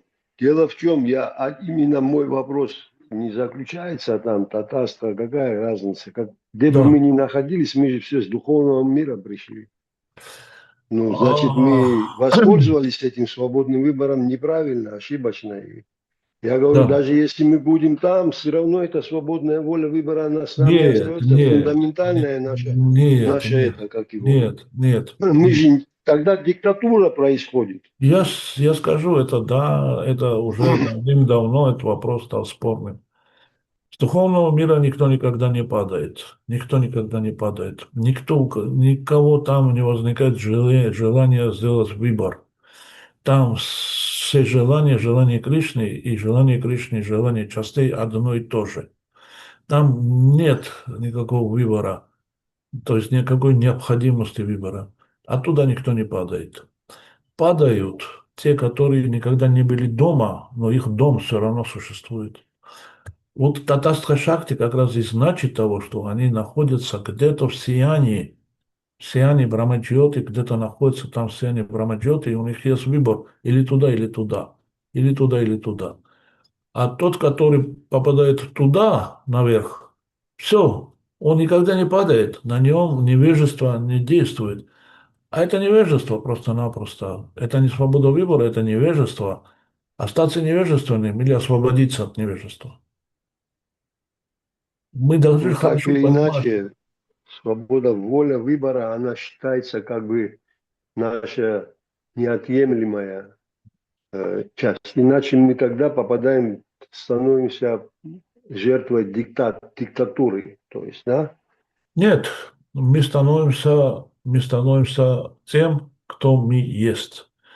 Мы Нет, дело не в том, что кем мы становимся, а что мы попадаем под влияние диктатуры. То есть Господь уже, мы обречены там находиться. Но свободная воля говорит о том, что мы можем и уйти оттуда также. Оттуда мы не можем уйти, оттуда не можем уйти не потому, Ну, что у нас возможностей нет, у нас подобных желаний нет, у нас нет ни грамма, желаний нету, ясное дело, но воля же ни грамма остается, свободная невежества. воля. Шри Прабху, я Ладно. вот так Хорошо, не понимаю, будем это... спорить, это отложим Не на спорить. следующий раз. Я понимаю таким образом, что часть, она есть часть. И находиться рядом с целым, в составе целым, это не есть попадание под диктат, это есть попадание в блаженство. Это есть жизнь, вечная жизнь, блаженство. Я понимаю вечная жизнь. Все, На и одном Господь камне, Кришна говорит, что тот, кто уже вернулся, он уже никогда не вернется назад, но да, там имеется в виду, что он не захочет вернуться назад. именно, А теоретически, если мы подойдем к этому вопросу, что потому что там остается все равно свободная воля выбора. Э, И если, допустим, мы нет, все-таки захотим сюда вернуться по какой-нибудь причине, не мы остается, Шиби, не остается. Это свободная воля тогда выбора. свободная воля у Институт, нас я, институт, была я, отнята. Да. институт, я. Свободная воля выбора– это и есть продукт невежества. Это не наша природа. Свободная воля выбора– это продукт невежества. И когда невежество уходит, мы понимаем, что это наше место, и нет никаких необходимостей сделать такой выбор, быть на нашем месте или не быть на нашем месте. Там есть выбор в другом. Там есть свободная воля выбора, она восстанавливается полной своей мощью уже в другом. То есть есть каждый момент у нас там свобода выбора, как продолжить игру с Кришной, как продолжить игру с Кришной. Не то, что мы лишаемся свободной воли. Мы можем пойти и поиграть с ними, поплавать с ними, а можем вообще сидеть на берег и на него даже не смотреть. Можем. Мы можем, мы можем поступить, мы и поступаем как хотим. Но дело в том, что мы находимся там с Кришной. А мы с Ну, Кришной там можем выбрать любой сценарий будущего, который нам приносит еще я больше счастья, понимаю, еще больше понимаю, о счастья. чем ты Да. говоришь, но ты тоже не понимаешь, что я говорю. Я говорю, Да, что я признаю, что я не понимаю, что ты говоришь, а ты понимаешь, что я говорю. Поэтому давай останемся на этих нет, ты позициях. просто я хотел тебя еще спросить, потому что, ну, как аксиому я не могу принять твой ответ. Потому что свободная воля– это наша фундаментальная наша неотъемлемая часть нашего, мы же личность, то есть, и как, вот это наша Наша фундаментальная. фундаментальная, еще раз Причем тут повторяю, наша не имеет фундаментальная. значения это невежество, да, и невежество, из-за невежества мы пали сюда. Так что фундаментальная часть никто не может. Наша Теоретически мы можем фундаментальная... с Ну, любого места... хорошо. Я Ладно, тоже не принимаю ваше суждение, потому что хорошо. она, это Надо суждение... углубиться тогда в это. Потому что с Надо моей углубиться точки в зрения, этом. что у Что, нас Шиби, всегда Шиби, остается... Шиби, хорошо, хватит. Хватит. Это такая вещь, на котором просто нельзя говорить. Тебе говорят, Прабхупада говорит, все говорят тебе, что фундаментальное качество души– это то, что она является частью. Фундаментальное качество не в его правах, не в его желаниях. Его фундаментальное качество, что она часть Я целого. не согласен. Не согласен? Нет. Пожалуйста. Ну вот спросите у своего Гуру Махараджа. Можно я тоже скажу Конечно, два можно. слова? Спасибо. Да, вот дело в том, что свободная воля есть у нас, как Шива Прабhu говорит, но просто души там не захотят, они не могут просто захотеть быть отвернуться от Кришны и попасть сюда. То есть они, когда уже мы привыкли, что материальная вещь у нас теряется, что-то материальное, но что-то духовное, то есть према, которое появляется, и это не можем мы уже потерять. То есть мы не можем захотеть, чтобы не Да, было у нас премии, потому что она вечная. Рати, Шиби говорит как раз о том, что если мы что-то не можем, это и есть потеря свободной воли. Понимаешь? Шиби говорит, что суть нашей свободной воли, она превыше всего, она превыше премии. И даже под влиянием премии у нас должна быть возможность отказаться от премии. Это наша свободная воля. Вот Шиби так понимает свободную волю. Ну, так Понимаешь? оно и есть, Ну, фактически. если ты понимаешь, что это так, это вовсе не значит, что она так есть. Нет, нет, подожди. Мы как бы сейчас, это в Бхагаватам написано, что у нас свободная воля, это фундаментальное наше Где это право. написано, что это фундаментально? Бхагаватам прочитайте там Где внимательно. написано Да, точно? Не, потом укажите Гуру точно. Махараджи тоже говорили об этом. Нет, давайте И точно скажите, на что вы основываетесь, потому что я точно говорю, на что я основываюсь. Я основываюсь на том, что мы есть вечные части вечного целого. ясно, Он ну, за то, что у Пурнамадах, нас... Пурнамидам, Пурнат, Пурнамудачате. У нас вот Да, я да, да, осталось я на это. согласен с этим. Причем тут это, и наша свободная воля выбора. Причем тут, что мы Пурнам? Да, я знаю, что мы Пурнам, но... А при чем тут свободная воля выбора? Свободная воля выбора – это наша... Если нас кто-то вот как, я объясню, если нас заставляют что-то делать, да, Да. или заставляют вот принять чью-то точку зрения, это уже нарушение нашей свободной воли выбора. То есть наша свобода неприкосновенна она. Это единственное, что нас отличает друг от друга. И от Кришны Нет, нам Шиби, все вы энергия проповедуете Господа. неверное учение. Сейчас вы проповедуете не вайшнавское учение. То, что Нет, нас делает... вайшнавское Послушай, учение. послушай, нет, что нет. Об этом Ты говорил сказал, Вашгуру сейчас Махарадж. послушай. Ты сейчас послушай лучше. Ты Не, проповедуешь неверное Вашгуру учение, Махарадж говорил об я этом. объясню, почему А, ты проповедуешь не вайшнавское учение. Потому что то, что нас делает личностью, и то, что нас отличает друг от друга, это наши взаимоотношения с Кришной. Сидхарупа, наша форма, наша истинная форма отличает друг от друга тем отличается, что у них разные отношения к Кришной.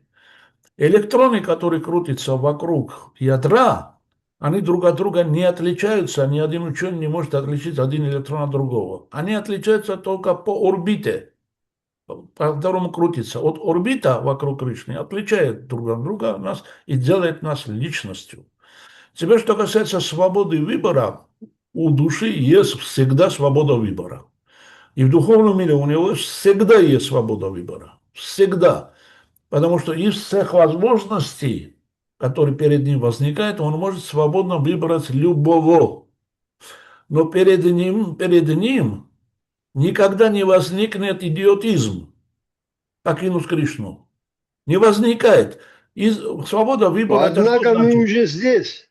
Послушай до конца, пожалуйста. Привет, мы где находимся? Пожалуйста. Свобода выбора – это значит, что свободно выбрать из существующих вариантов. То, что эти варианты не мы создаем, мы только читали в этом стихе только что, именно в сегодняшнем стихе. И Всего создавшийся лишь два вариант, варианта существует. Всего лишь два варианта. это два Один вариант, варианта что мы будем с существует. Кришной, или один вариант, что мы будем с Майей. Вот Слушай, между когда ты свободной волей, находишься которая с является. Кришной, тогда существует, вот с этой точки идти в следующий шаг, существует миллион вариантов. Миллион. Это свобода выбора всегда за тобой. Миллион Миллион вариантов. И вариантов, да, но свобода послушай, выбора. ну, короче, Шибик, ну что-то здесь непонятно. Из миллиона вариантов в духовном мире нет ни одного варианта без Кришны, потому что это несчастье, и там все это понимают. Это несчастье. Хоть это счастье или несчастье. И самое Человек главное, мы имеет, не если мы оттуда свободу падали. выбора теряем, если я не хочу, допустим, с Кришной быть, и Кришна меня не отпускает, то я Хорошо, уже теряю хорошо. свободу Ты выбора. сейчас еще раз говорю. Хорошо, надо разобраться в понимании свободного Вот выбора. хорошо, Свобода надо выбора. разобраться, Давай спроси разберись своего в этом, Махараджа. что Я такое свобода разобрался уже, выбора. насчет этого я как раз с твоим гуру Махараджем говорил. Да, да, да, да, Бхакти да. Вот Вигьяна свобода Махараджем говорил, и выбора, он мне вот это и сказал. Что в любом свобода случае выбора. у нас остается, все время у нас остается свобода воли, и она заключается в том, что мы можем покинуть Кришну. В каком бы мы состоянии, премия у нас была, или что бы у нас не было, у нас всегда это остается. Мы всегда можем Хорошо. покинуть Кришну. Вот так твой Махарадж ответил. Ладно, хорошо. Спросите его еще раз. Может, я неправильно понял. Возможно, ошибись. Ладно. Скажи мне, пожалуйста, ты бы известен один, единственный пример хотя бы из священных писаний, личного опыта или опыта других, что подобным выбором кто-то воспользовался в духовном мире? Я сейчас не так чахедули араварахлав. Ты очень чакедулихан, не прибедняйся. Кришна сам говорит, тот, кто ко мне вернется, оттуда никто не уходит. И Кришна тем не говорит, никто не менее, уходит. у нас остается всегда свобода выбора. Я говорю, Всегда. Это остается, наша остается. неотъемлемая часть. И это не проявляется в том, что я буду служить ему как отцу или буду служить ему как любовник или нет. Она проявляется в том, что я могу всегда от него уйти. Потому что это фундаментальная свобода моя Еще заключается в раз этом. Этим мы говорю, отличаемся еще раз от говорю, Кришны. Кришна говорит, что тот, кто попадает ко мне, никогда не возвращается, то есть у меня никогда не возникает желание вернуться в мир, в Вот если материю. желание не возникает, Вот, а если возникает желание, он почему не начинает... говорят тебе, не возникает, а ты говоришь, если возникает. Вот Кришна говорит, Говорят не мне, возникает. откуда ты знаешь? У меня Кришна говорит, говорит, возникает. Кришна У тебя не говорит. возникает, а у меня возникает. Слушай, Это Кришна моя говорит, что свободная ни у воля. тебя, ни у Раты, ни у Константина не возникнет Нет, такие нет. желания. А иначе Никогда. как мы здесь попали? Вот Мы здесь Бхактивинода попали Тхакура не пишет, оттуда.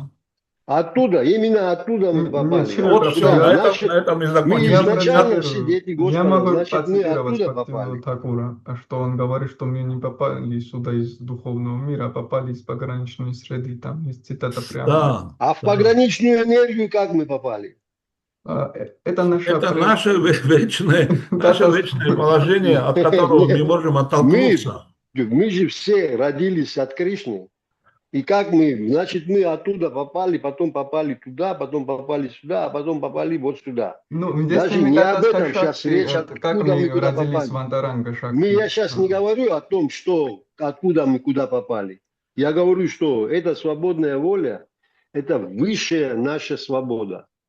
И если Господь попирает нашу свободу, даже и за то, чтобы нам хорошо было, да, Он все равно нарушает этот принцип. Вот Я он об этом нарушитель. говорю. Что вот посмотри, я о чем говорю. Когда, допустим, человека заставляют что-то сделать, это уже не свободы, нету свободы выбора. Да кто с тобой спорит? Я об этом и говорю. Кто с тобой спорит? Скажи Ты. мне, пожалуйста, в духовном мире, когда находятся души, кто их заставляет им там останавливаться? Это ихнее желание. Скажи мне, другое желание там возникает когда-нибудь? Мы говорим сейчас... Не надо, скажи, возникает или не возникает? Возникает, да. Не Почему возникает. бы и Кришна говорит, что не возникает. Тот, кто там возвращается, он Нет. никогда обратно не возвращается, потому что Да, он знаешь, никогда почему не хочет. никогда не возвращается? Почему? Потому что у него не возникает это желание. Но Вот и если я об он этом и захочет спрашиваю, что не вернуться, возникает. Вот именно но все. если он захочет вернуться, то он вернется. Слушай, Понимаешь? если у него не возникает это желание никогда, то как он захочет? Нет, и мы говорим гипотетически. Да, все понятно, ясно. Хорошо. У нас Есть всегда остается То, эта возможность. что ученые говорят, Не, я говорю про возможность. У понятно, нас всегда остается возможность понятно. вернуться в этот, как Находиться его, в высшей иллюзии как раз есть отрицание этой возможности. Ну, это глубокая нет, ты философия. Оставим уточни это. у Я Махараджа согласен с свой. тобой, Шиби, я согласен с тобой. Я согласен с тобой. Ученые, когда определяют три вида энергии Господа, сам Господь говорит, что я создаю живых существ, там эти искусственные интеллекты четырех темпераментов. Ну, но ученые говорят еще больше, что изначально сами души, их вечное положение, она их трех видов. Это не потому, что там мы должны классифицировать или ответ. Есть трех видов. Есть три вида настроения, энергии Господа. Вот, например, на нашем теле есть ногти, есть волосы, есть пот и всякие выделения. Она часть нашего тела, но она все-таки не часть, потому что мы можем их отрезать, и мы так много раз это делали, и уходят от нас, эти части уходят, но они все равно наши части. И есть такой тип части, такой тип энергии. Есть другой тип энергии, это всегда внутри, в теле, они в теле и составляют это тело. Ну, это, хотя это неправильное выражение, но простите меня. А есть третий тип, изначально, не то, что они откуда-то попали там или что-то, изначально, вечно, это вечно, это вечно такие души, которые ни там, ни там. И у них есть не то свободная воля, у них есть перспектива или туда, или туда. А то, что там Я не внутри, у согласен. них есть всякая перспектива. Но они всегда пользуются перспективой еще больше счастья, еще больше счастья. Ну вот, хорошо, Ну, простите. Ну, в основном я с тобой согласен. да. Ну, я хотел еще про ЧИП сказать. Ну, это тоже несправедливо тогда, если они вечно пограничная энергия. Почему, допустим, некоторые вечная Ты сейчас пограничная энергия? говоришь, как Хираньякашипу. Не. Это Почему? комплимент. Уже ты меня это демоном Да, это причислил. Ну, комплимент. хотя и так и есть, я демон, Это да. комплимент, потому что Хираньякашипу в своем выступлении начал так.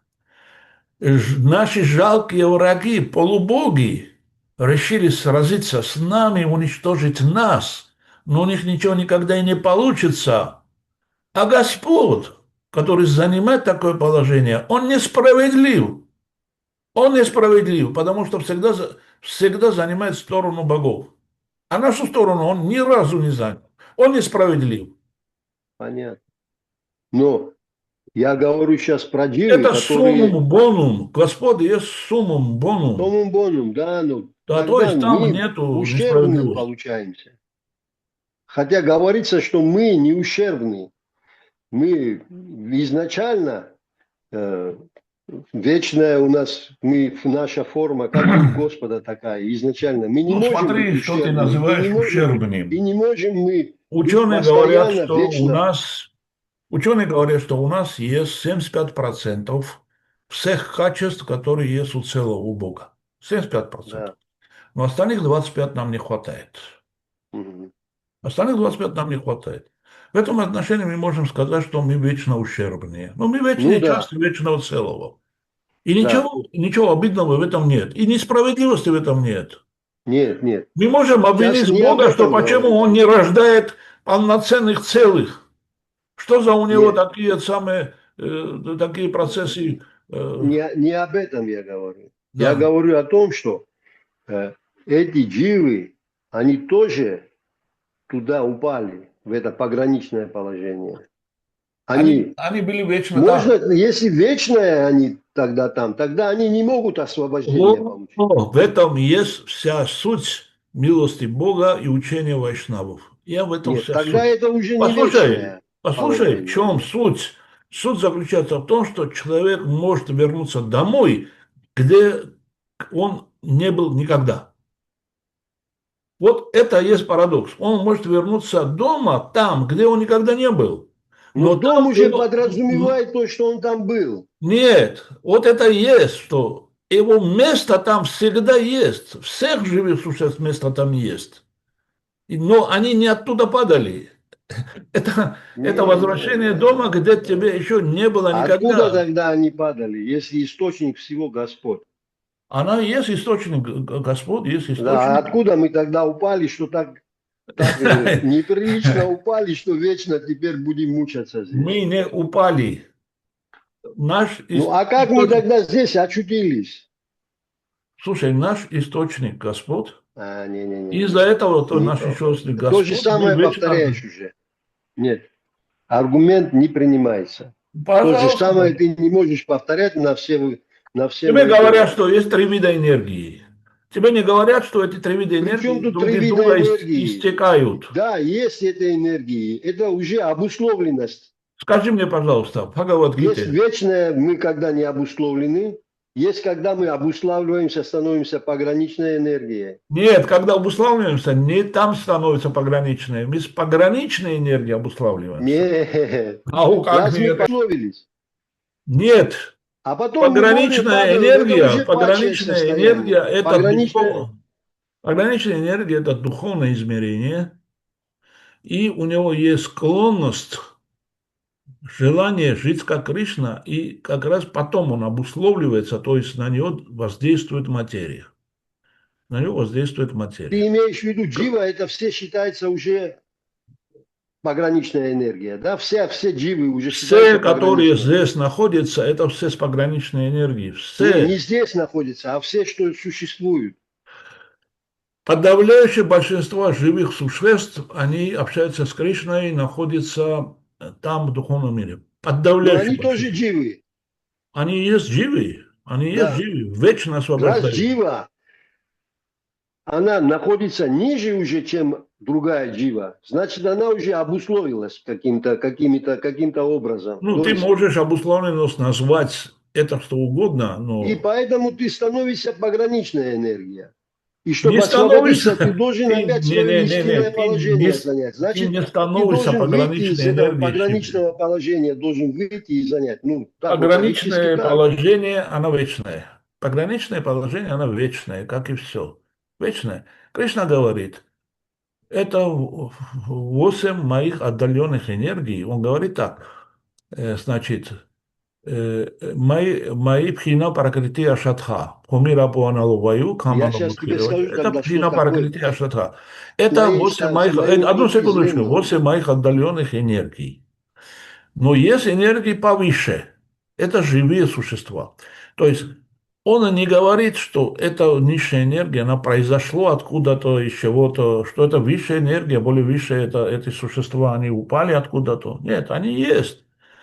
Они есть. Им дается, как поприще деятельности, поле деятельности, им дается этот материальный мир, потому что у них такие желания, что им нужен этот материальный мир. А это вечно Павел, так. Это когда вечно так. живое существо, Слушай, она, ты согласен с она, пониманием если вечно имеет обусловленное живое и вечно существо, освобожденное? А? да, есть вечно освобожденный, но человек, не, аж душа, она, вся душа, может, все души, которые есть, дживы, да, которые не Вишну татва, а джива татва, они все считаются тогда, как ты говоришь, они все тогда считаются этим, как его, пограничной энергией. Потому что у них есть пограничная энергия, что означает? Потому что у них есть воля выбора. Все дживы, которые есть, существуют, но которые они вот по своей воле освобождаются, попадают в духовный мир, они потом не пользуются свободной волей выбора в том смысле, что они не хотят больше возвращаться, но у них все равно всегда остается шанс вернуться. Вот о чем я говорю. Так что мы пограничная энергия, все дживы пограничная энергия. А Вишну Татва это совсем другая энергия. Она тоже приходит в материальный мир, но она приходит с миссиями, а мы приходим, чтобы наслаждаться в материальном мире. То есть вот в этом заключается наша пограничная энергия. Ты понимаешь, о чем я говорю? И эта пограничная энергия, и эта энергия вот этого свободной воли, она неотъемлемая наша часть. Даже если мы будем находиться в духовном мире, все равно она с нами всегда остается. В этом заключается свобода наша. Вот Вот. Об этом я и говорю. Раты сейчас в комментариях опубликовал очень интересную вещь, какова позиция Госвами Махарадж. Ну, правда, очень интересная, это можешь посмотреть. Госвами Махараджа ამბობს, რომ ტატასთ ხარჩება სული, მაშინაც როცა სულიერ სამყაროში შედის. უბრალოდ იქ ანტარანგა შაქტი უფლის შინაგანი ენერგია მოიცავს და უკვე აღარ აქვს მნიშვნელობა იმას, ის ონტოლოგიურად ტატასთხა რჩება, რადგან უკვე მოქმედებს როგორც შინაგანი. То есть, еще Ясное раз, дело, но я говорю не об этом.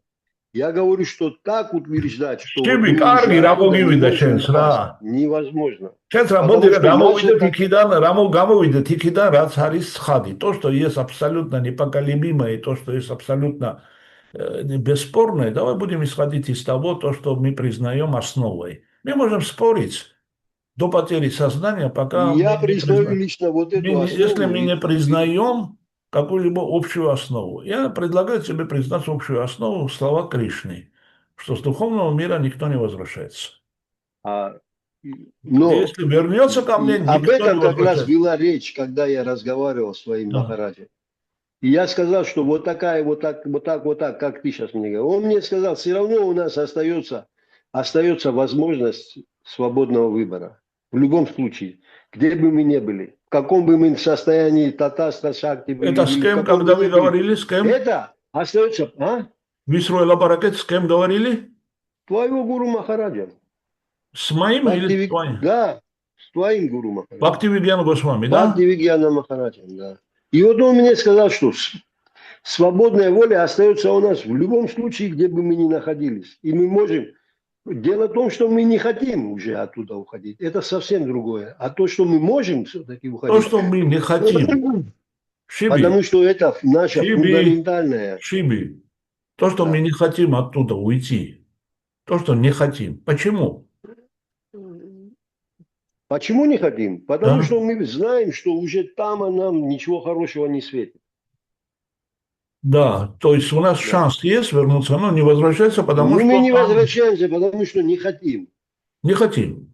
А Да. если не хотим, то откуда это желание, ты думаешь, результат свободной воли? Там результат свободной воли, другие желания. Не, это желание, это у нас возможность всегда остается. Кибат оно остается, я Потому согласен. Потому мы считаемся пограничной энергией. Согласен? Что об этом я говорил, я не говорил никаких. Ну, оставь сейчас пограничный. Скажи мне, пожалуйста, мы части целого? Все части целого. Ну, все части, да, мы Да, все но части так целого. как мы личности, Оставь это но, все части целого. да, все Скажи, части пожалуйста, целого. у этих частей могут появиться желания стать целым? Появляется.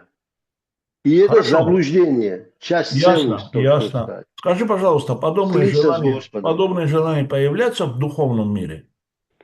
Подобные желания всегда остаются в нашем свободной выборе. Как мы хотим, так и мы можем поступить. Не, я в любом спрашиваю, случае. подобное желание стать целым в духовном мире появляется? Появляется. И так мы падаем сюда, чтобы часть целым стать. Об Мы этом там надо не поговорить. можем частью целым стать. Вот. Но мы падаем сюда, и потом Вот ты об мы этом поговори. имперсоналистами становимся. И Я тебя прошу. хотим слиться с Господом. Ау, хватит нам. Мы не падаем оттуда, потому что оттуда никто не падает. Ну, а тогда откуда мы тут взялись? Вот этот вопрос задай, пожалуйста, Госвами Махарадж. Откуда мы Так взялись? я как раз об этом у нас шла речь. И что он ответил, И откуда мы он ответил, взялись? что свободная воля выбора. Оставь Тут свободной воле выбора. Ты задай вопрос, откуда мы оказались. Мы упали оттуда или нет? Не было разговора, мы как сюда Вот попали. еще Я раз, сказал ему пожалуйста, про задай свободу. такой Я щас- вопрос. Ведь, Я с тобой тоже про свободную волю выбора говорю сейчас. а я говорю, откуда мы попали. А зачем ты мне говоришь? Потому что вопрос твои- был не об этом, откуда мы Твои сюда попали. суждения неверны. Твои Нет, суждения нет, это- истекают Ладно, из одной сейчас. точки, они заканчиваются неверным положением. То есть, Не, если не. суждение Почему ты заканчивается мне отвечаешь? неверным Ты положением, навязываешь они свою. истекают из неверной точки. Свою волю ты мне хочешь навязать и хочешь, чтобы я принял это? Нет, Я Нет, хочу ты навязать не себе можешь волю это Кришны. обосновать, потому что я тебе Кришна говорю, говорит, что что оттуда никто не падает. Что еще хочешь? но, Хорошо, все. Я возможно, у согласен с нас есть тобой, оттуда разделяю упасть. ваше Об мнение. этом я и говорил. Ну вот Хорошо. спроси Махарадж. Только ты не спрашивай про татарский шаг этот. У нас есть свободная воля, когда мы от Кришны, чтобы мы вернулись, Есть у ушли, нас свободная упали. воля, есть. Если есть, тогда о чем ты тогда со мной споришь? Я говорю, что это воля выбора. Это не та воля выбора, о которой ты говоришь, быть с Кришной или нет. Это Нет, другая воля выбора. какая еще Оттуда другая? никто не Всего, падает. Ну, пойми, Прабхупада сейчас Гавор говорит, у нас Гитхрехнер, всего а? два варианта. У нас есть Падение свобода живого выбора. существа в эту материальную вселенную навлекает бойца что-то интересное. Падение, вот о чем. Падение живого существа в эту материальную вселенную навлекает на него бедствие в виде рабства, корыстной деятельности, последствий. Есть только одна причина материального существования души его – безразличие к личности Бога. Да. Здесь важно понять, что живое существо не является порождением мира материального, равно как мира духовного. Вот живое существо не является порождением мира материального, равно как и мира духовного. Индивидуальная душа вечно проявление на границе этих двух миров. Бхактивинода Тхакура, Татва Вивека. Ну вот видишь, а ты со мной Да, споришь. вот видишь. Правильно я сказал? Вот это. А вот это наша и природа такая. Ну, а то тогда, понимаешь ты, если мы об этом не узнаем, что наша природа, мы можем опять допустить ошибку и опять сюда вернуться. Это опасность всегда. Хорошо, Шиби, хорошо, все, спасибо. Ладно, извини. Да, ради Бога, ради Бога. Харе Кришна. Харе Кришна. Харе Всего доброго. Харе Кришна. Харе Кришна. Хорошо, если нет больше вопросов и дискуссий, давайте разойдемся, уже 10 часов.